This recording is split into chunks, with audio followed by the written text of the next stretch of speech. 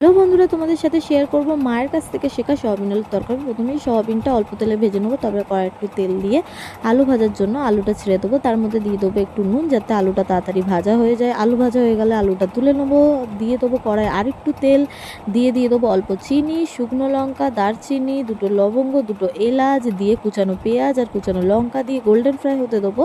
Golden fry হয়ে গেলে বেটে রাখা পেঁয়াজ আর আদা রসুন পেস্ট সব দিয়ে কষতে থাকবো যতক্ষণ না আদা রসুনের গন্ধটা যাচ্ছে। আদা রসুনের গন্ধটা চলে গেলে দিয়ে দেবো টমেটো ঘষে রাখা, দিয়ে টমেটোটা মেল্ট হতে দেবো। মেল্ট হয়ে গেলে তেল ছেড়ে দিলে দিয়ে দেবো ওর মধ্যে মশলা, দিয়ে দেবো হলুদ গুঁড়ো, লঙ্কার গুঁড়ো, জিরের গুঁড়ো, ধনের গুঁড়ো, আর দেবো সামান্য পরিমাণ গুঁড়ো গরম মশলা।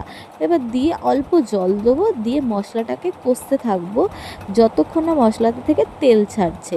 এবার তোমরা দেখতেই পাচ্ছ মশলাটা থেকে কীরকম তেল ছেড়ে দিচ্ছে। এর মধ্যে ভেজে রাখা আলু সয়াবিন দিয়ে ভালো করে মেখে নিয়ে পরিমাণ মতো ঝোল করার জন্য যেটুকানি জল দেওয়ার দরকার দিয়ে দেবো। তৈরি আমাদের সয়াবিন আলুর তরকারি বন্ধুরা।